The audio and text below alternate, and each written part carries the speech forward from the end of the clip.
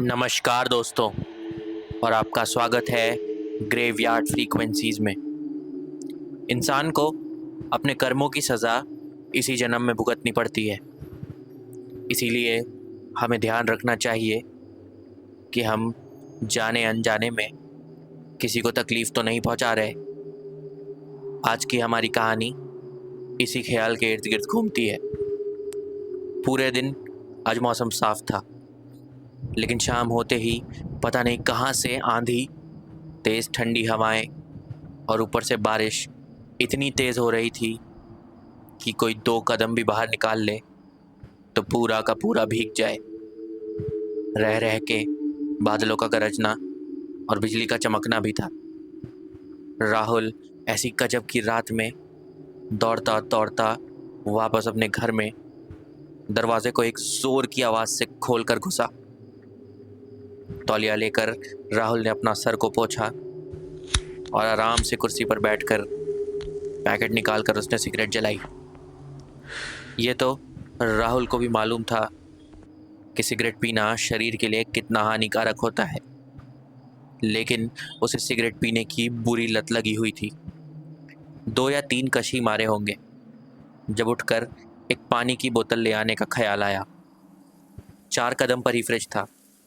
आधी जली सिगरेट को एस्ट्रे पर लगाकर राहुल उठा और फ्रिज की तरफ जाकर उसने फ्रिज का दरवाज़ा खोला और पानी की बोतल ठंडी कौन सी है ये देखते वक्त उसे एक आवाज़ सुनाई दी। पलट के राहुल ने जब देखा तो उसे दिखा कि एस्ट्रे में उसकी सिगरेट घिस के बुझाई गई थी और बुझने के बाद धुएं की पतली सी लकीर अभी भी निकल रही थी। राहुल सोच में पड़ गया कि उसने सिगरेट ख़त्म की भी थी या नहीं। पानी की एक बोतल लिए हुए वो एस्ट्रे के करीब गया और उसने आसपास देखा। सारी चीज़ों को ध्यान से देखने के बाद उसने दूसरी सिगरेट जलाने के लिए जैसे ही माचिस जलाई, किसी ने उसकी माचिस पर फूंक मारकर उसे बुझा दिया। राहुल ने दोबारा एक माचिस जलाई तो दोबारा उसके साथ वही हुआ। किसी ने उसकी जलती हुई माचिस को फिर से बुझा दिया। राहुल तुरंत उठ के अपने कमरे में गया और कमरे का दरवाज़ा बंद करके उसने सारी खिड़कियां बंद कर दी। तेज़ हवा के अंदर आने का अब कोई रास्ता नहीं था। रात काफ़ी हो चुकी थी। राहुल सोने को लेटा ही था कि कमरे की बत्ती चली गई। खिड़की के बाहर भी अंधेरा ही अंधेरा था। चारों तरफ का सन्नाटा सिर्फ झिंगूर की आवाज़ और रह रह कर कड़कती हुई बिजली की आवाज़ से सिहरन पूरे बदन में दौड़ जा रही थी। राहुल चुपचाप बिस्तर पर लेटा हुआ था जब उसको एक तेज़ मगर जानी पहचानी आवाज़ सुनाई दी। घर में लाइट नहीं आ रही थी तो हॉल का पंखा कैसे चल रहा था, ये एक सवाल राहुल को खाए जा रहा था, क्योंकि पूरे घर की इलेक्ट्रिसिटी सिंगल फेज की थी। राहुल उठा और देखने के लिए दरवाजे तक इस अंधेरे में अपने अंदाजे से पहुंचा और बेडरूम के दरवाजे से अंदर हॉल में झांकने को सिर निकाला और 2 ही सेकंड हुए होंगे कि उसे किसी ने दोनों हाथों से बाल और गर्दन से पकड़ा और उठाकर जोर से ज़मीन पर पटक दिया और राहुल वहीं चीखते चीखते बेहोश हो गया। बेहोशी से जब राहुल जागा तो दर्द से कराह रहा था। सर पर हाथ रख के देखा तो वहाँ से खून बह रहा था। बहता खून तुरंत रोकना सबसे ज़रूरी था। दवा और पट्टियों के लिए फर्स्ट एड बॉक्स चाहिए था। इस घर में राहुल काफ़ी सालों से रह रहा था, तो अंदाजे से उसे याद था कि वहीं सामने अलमीरा में फर्स्ट एड बॉक्स रखा होना चाहिए। अलमीरा तक पहुंचकर राहुल ने अलमीरा खोला और वो ऊपर वाले रैक में फर्स्ट एड बॉक्स ढूंढने को हाथ रखा ही था कि राहुल का हाथ पकड़कर किसी ने उसे खींचकर अलमीरा के रैक पर मारना शुरू कर दिया। राहुल कुछ देर तक तो चीखा चिल्लाया, लेकिन अब उसकी चीख भी नहीं निकल पा रही थी। चोट इस कदर लगी थी राहुल को कि उसकी आंख तक से खून बहने लगा था। चिल्लाने में भी उसे बेहद दर्द हो रहा था। उसने ऐसी हालत में भी हिम्मत दिखाते हुए अपनी जेब में से फ़ोन निकाला और अपने दोस्त वैभव को फ़ोन लगाया। वैभव ने फ़ोन उठाया तो इधर से राहुल की दबी और घुटी हुई आवाज़ आई, भाई भाई मेरी मदद कर, मेरी हालत बहुत ख़राब है, प्लीज़ प्लीज़ मुझे बचा ले, मेरे घर में भूत है जो मुझे मारने की कोशिश कर रहा है, भाई मुझे बचा ले, भाई बचा ले मुझे। वैभव ने उधर से कहा, भाई तू फिक्र मत कर, मैं बस 15 मिनट में आता हूँ। लेकिन इसके बाद भी फ़ोन की लाइन डिस्कनेक्ट नहीं हुई। उधर से सांसों की तेज़ आवाज़ आती रही। राहुल को कुछ शक हुआ, इसलिए उसने कहा, वैभव मजाक मत कर भाई, तू निकल वहाँ से जल्दी, मेरी हालत बहुत ख़राब है भाई। इसके जवाब में वैभव के फ़ोन से एक दूसरी आवाज़ आई, वैभव को तो 15 मिनट लगेंगे तेरे घर पहुँचने में, लेकिन मैं यही हूँ। राहुल के हाथों से यह सुनकर फ़ोन गिर गया और वो फिर रोते रोते चीखा, कौन कौन हो तुम? क्यों मुझे मारने पर तुले हुए हो? कौन हो तुम? मुझे नजर क्यों नहीं आ रहे हो? कौन हो तुम? जवाब बातों से नहीं, हरकतों से मिला। सामने बाहर जाने का दरवाजा धीरे धीरे अपने आप बंद हुआ और दरवाजे की कुंडी अपने आप ही लग गई। राहुल के लिए अब वैभव का इंतज़ार करना सही नहीं था। उसने अपनी बची कुची ताकत बटोरी और दरवाजे तक दौड़ के पहुंचा।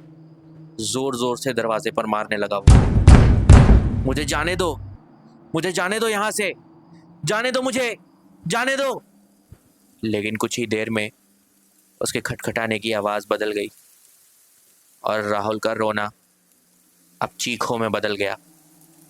राहुल को लग रहा था जैसे उसके बाएं हाथ पर कोई बुरी तरह से मारे जा रहा है।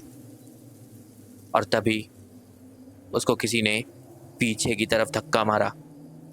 राहुल ज़मीन पर गिरा और तभी लाइट भी आ गई।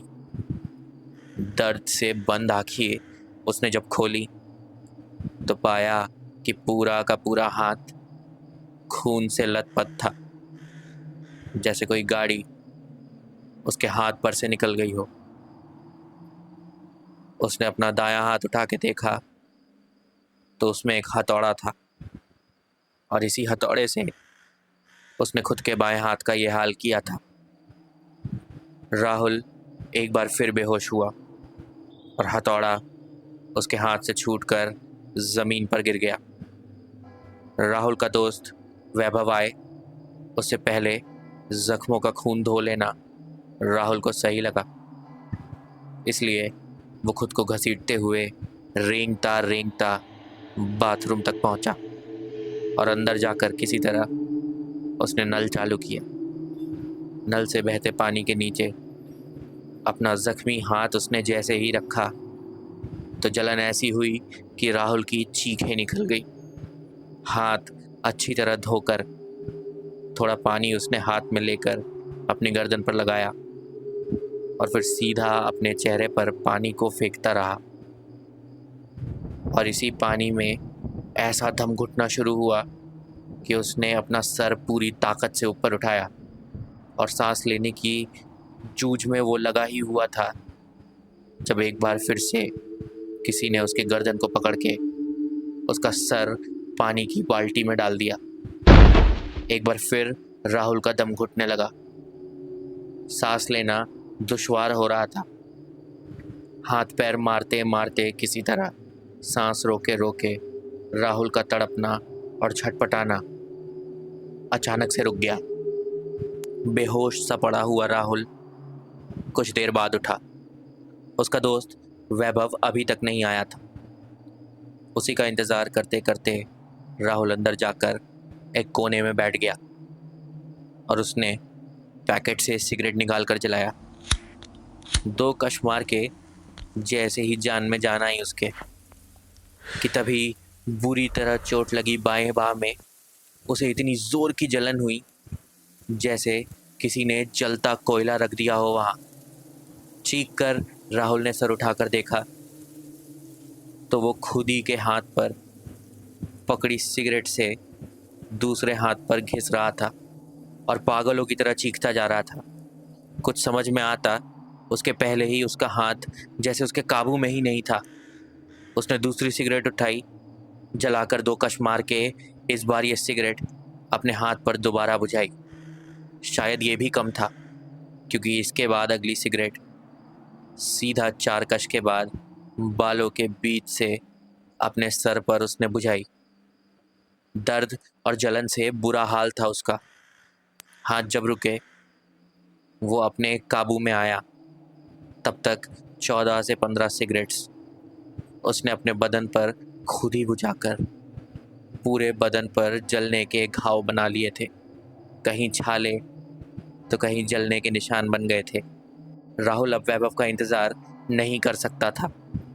वो उठा और दरवाजे की तरफ भागा। और गौरतलब की बात यह थी कि इस बार दरवाज़ा एक बार की कोशिश करने से ही खुल गया। जख्मी हाल में लंगड़ाता हुआ लहूलुहान सड़क के बीचों बीच खड़ा था इस वक्त राहुल। और एक ऑटो के दिखते ही चिल्ला चिल्ला के उसने रोकने की कोशिश करने लगा। ऑटो के रुकते ही वो उसमें बैठकर आगे की तरफ निकला। ऑटो पकड़कर जब वो अपने घर से भाग रहा था तो रास्ते में एक जगह पर उसे भीड़ और पुलिस दिखाई दी। तो उसे याद आया कि ये सब कुछ उसके साथ क्यों हो रहा था। ये वही जगह थी जहाँ करीबन 5 घंटे पहले रात के 11:30 बजे ऑफिस से लौटने के बाद बरसात में भीगकर जब वो घर पहुंचा तो उसने देखा कि सिगरेट गीली हो गई थी और घर में जो एक्स्ट्रा सिगरेट्स थीं वो भी ख़त्म हो चुकी थी। सोचा बाहर से ले आए, क्योंकि भीग तो वो पूरी तरह चुका ही था। चौराहे पे दुकान बंद हो चुकी थी, इसलिए दुकान ढूंढता ढूंढता वो कुछ आगे बढ़ा। उसी भीड़ वाली जगह पर वो जब पहुंचा जहां घंटों पहले एक चाय सिगरेट की दुकान थी, वहाँ रेडियो भी चल रहा था। दूर से बरसात में स्टोव की आवाज़ और उसी में रेडियो की आवाज़ आ रही थी, जहाँ एक आरजे बोल रहा था, ऐसी भयंकर बरसात में ज़रा संभल के रहिएगा, क्योंकि काफ़ी नुकसान हो सकता है। शहर में बहुत तेज़ बारिश हो रही है और फिलहाल हमारे रेडियो स्टेशन पर आपके लिए अगला गाना। मुस्कुराते हुए रेडियो पर गाना सुनते सुनते राहुल ने एक पैकेट सिगरेट लिया और वहाँ से वापस निकल पड़ा। रास्ते में तेज़ बारिश थी। दूर से एक गाड़ी के आने की आवाज़ तो आ रही थी, लेकिन बारिश इतनी तेज़ थी कि उसे कुछ दिखाई नहीं दे रहा था। खुले मैदान के बीचों बीच गाड़ियों का कोई भरोसा नहीं था कि कब किधर से आ जाएं। अचानक पानी उछालती हुई एक गाड़ी तेज़ रफ्तार से उसके बगल से निकल गई और लड़खड़ाता हुआ राहुल नीचे गिर गया। उठकर उसने देखा तो सिगरेट गीली हो गई थी।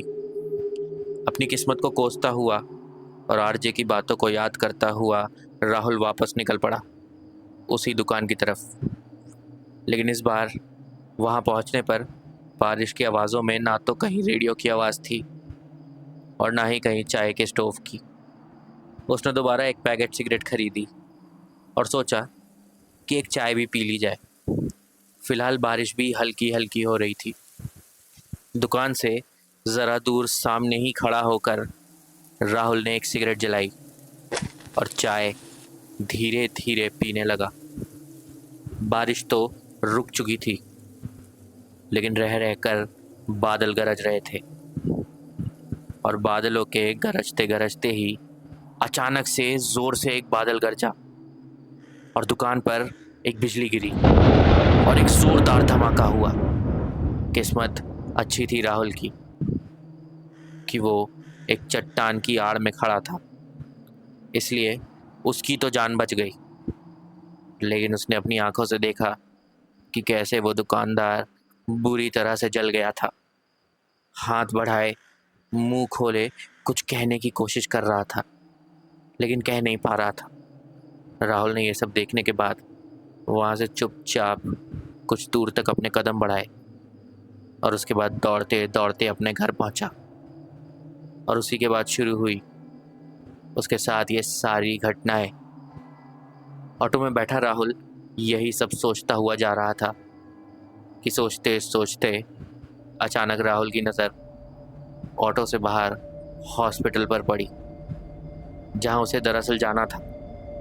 लेकिन ऑटो वाला वहां से आगे बढ़ गया तो राहुल ने बोला, अरे भैया, वही वही हॉस्पिटल पे तो रुकना था मुझे, वापस ले लीजिए, ऑटो वापस घुमाइए पीछे की तरफ। उस ऑटो वाले ने जवाब में कहा, तुम अपना किया वापस नहीं ले सकते।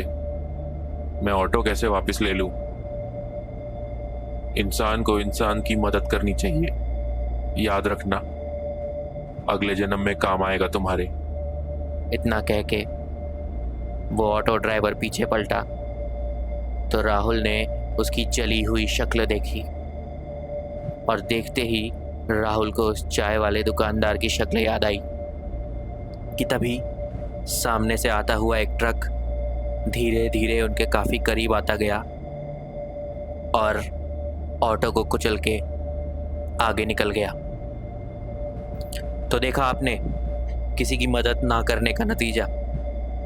आपको क्या पता आपके जाने अनजाने में किए हुए बुरे कर्म किस रूप में वापस लौटे।